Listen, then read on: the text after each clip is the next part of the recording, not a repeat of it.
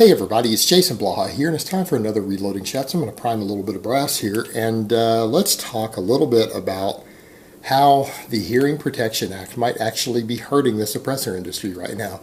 And what I mean hurting it, I mean that looks like Suppressor Co., probably one of the biggest, if not the biggest. Are they the biggest? They're up there. They're top three if they're not the biggest. Suppressor manufacturer in the country. Is laying off an enormous number of people. They've announced it, and I think it's something like a third or half of their employees. I don't remember the exact number, but it was pretty big. They are having to downsize tremendously to survive the loss of sales of suppressors. Now, a lot of people are going to be like, well, wait, that doesn't make sense. That sucks. We're having a law come up, to give us more gun rights. To give us gun rights we actually should have, because the NFA should have never been signed. The NFA itself is probably the most blatant violation of the Second Amendment ever created. It actually, the Founding Fathers would be freaking out had they known something like the NFA would be signed, that various gun parts and certain types of regular firearms that the military uses would require lengthy background checks, registration, and extra tax put on them. They were not big on certain types of taxes as it was. And they certainly never would have allowed government registration of any type of firearms. Any of the Founding Fathers. I mean, and they were very clear in their writings how they felt about that sort of thing. An absolute blatant and gross disregard for the Second Amendment. Absolute violation. The fact that that made it through any courts is just insane. But because it's been on the books so long, it hasn't really been challenged. I mean, it's on the books, been on the books since, 1934? That's a long time. That's over 80 years. So, it's been there a long time, and now we've got a law coming through that makes a lot of sense to try to remove it. You have libtards who are fighting against it because they don't even understand what suppressors really are. They really don't understand. They watch too many movies. They don't understand that, yes, in theory, you can make guns silent other than the action, but the action on a gun can be heard in the next room too. But the majority of firearms, you're not going to do that. Most firearms, particularly anything high powered, is going to lose power with a suppressor on it that makes it quiet enough that it's not going to have much noise. If it's going to be less than a clap, like a clap or lower, you're talking about a weapon that is going to be dramatically weaker than most people are thinking of. Again, you're talking stuff at pretty low foot-pounds of energy. So it's been overhyped by them as though it's going to allow them to kill people quieter, etc. Oh, they reduce recoil. There's less expensive ways to reduce recoil.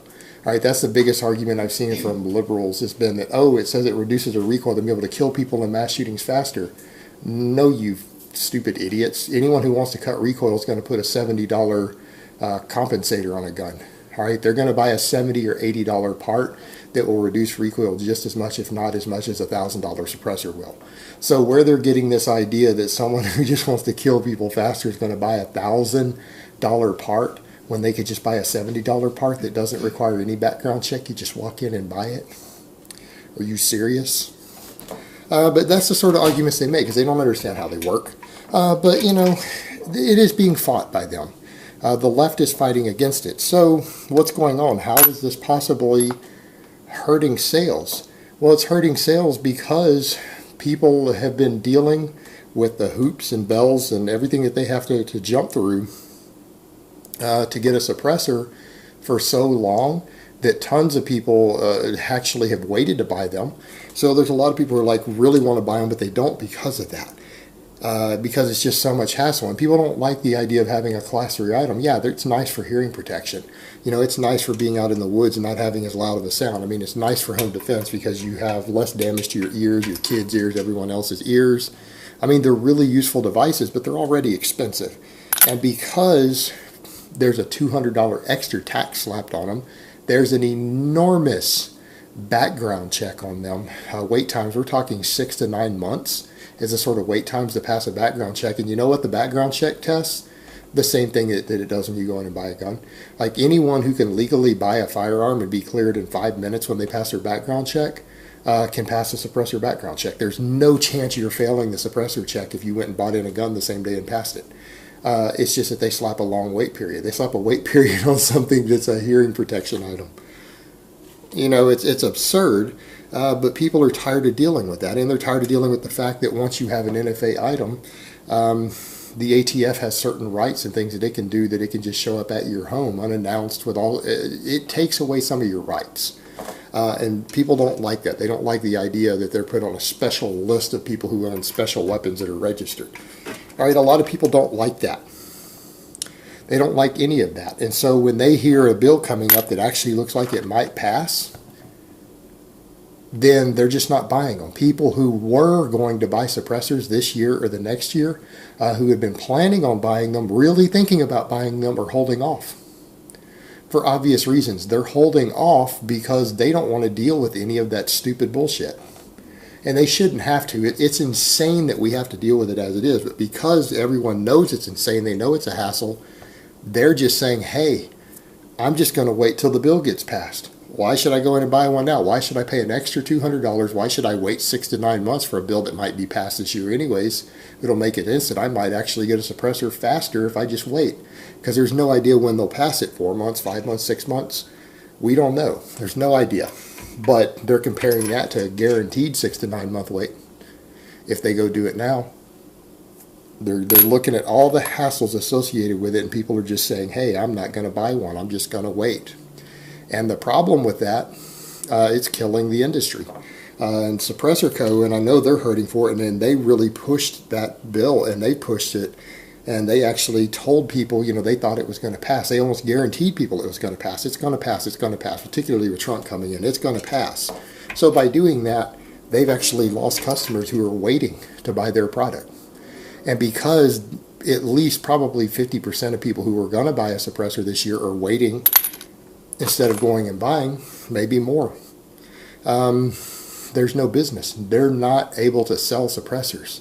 Well, if companies aren't able to sell suppressors, and a lot of them have enough inventory already manufactured to sell, because they had inventory already, they've been manufacturing them, they're there, and there's not enough people to buy the inventory they have, they're laying off people because they have to stay in business. They're not interested in paying people when they have no revenue coming in. And, a lot of people are like, but that's okay, because if it passes in 6 months, I'm still going to walk in and buy it cheaper, right? I'm going to walk in, buy it for $200 less, none of this hassle, none of this wait, and I'm going to have it just as fast if I walked in and bought it at the start of the year. But I'm going to get it for less money, and I'm not going to have my name on this list. Well, that's well and good in theory, and I agree with that logic, but here's the problem. In the business world, that doesn't work. Because here's the situation. These companies are going to have to lay off people. These companies are going to have production way down. All right, they're having to fire people to stay in business. And if they don't, then their company's going to close and there won't be people making suppressors. So how do people think that's going to work? Well, the way that's going to work, if they're laying people off, they're only manufacturing enough to meet current demand. So let's say the bill passes in 6 months. It might be 9 months. It might be a year. What if it never passes? But it probably will. Let's be honest. It's probably going to pass.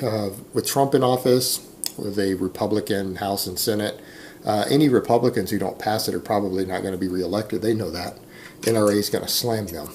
So when it does pass, whenever it passes, everyone's like, oh, I'm going to run in and buy a suppressor.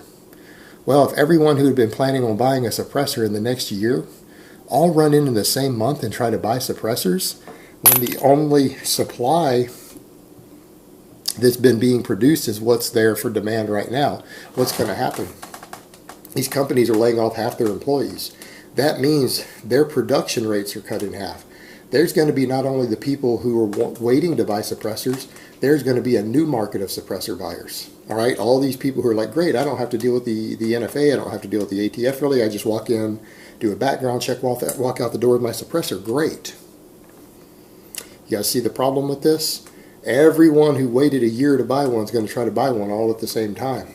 And thousands of other people who've been wanting one are going to hear, oh, I don't have to deal with the hassle anymore. So there's going to be more people buying suppressors. These are people who might not have bought them otherwise. There's going to be a rush on the market, and production has been cut in half. There's going to be no supply to meet demand. So what's going to end up happening, you're going to be walking in, ordering suppressors, waiting 6 months to get one for it to be manufactured, and because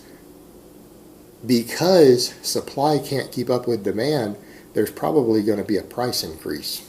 Probably for the first 6 months to a year, prices are going to go up, and then there's going to be more competition come around, because as soon as prices go up because of lack of supply, other companies are going to come in. They're going to start making suppressors, and it's going to be companies that already produce things. It's going to be other firearm companies. You're going to see, you know, I don't know, Troy Industries might start making suppressors. Any of these companies that make rails, companies that make barrels, they're all going to start making suppressors. Why wouldn't they? Why shouldn't they? They're already making other stuff. Some of the actual rifle manufacturers are probably going to start making suppressors. You know, you might see Aero Precision make them, Daniel Defense. Other companies might start making suppressors because supply won't be high enough to meet demand, and prices are going to be up. Suppressors are going to be selling for more. So other companies are going to start making them and cash in on that. Then the prices are probably going to come down. You know, prices are going to come down because there's going to be a lot more people looking for them. There's going to be more competition for them. And honestly, suppressors cost more than they're really worth. Let's be fair. They cost more than they're worth. So eventually, the long term, we're going to see more companies making them. We're probably going to see prices come down when it passes. But I honestly think the first 6 months to a year after it passes, you're going to have one hell of a time finding a suppressor. So what I would tell people is that if you really, really want to have a suppressor by the end of this year, you probably are going to get it faster, and you're probably going to get it cheaper if you go ahead and just deal with the red tape and the bullshit now. And it's just because of the way supply and demand works. Production is going down dramatically because these companies can't stay in business, and then there's going to be an enormous spike in demand. Demand's going to increase tenfold, and there's not going to be supply or production to meet that demand. So wait times are going to go up, prices are going to go up until other companies step in and start making them.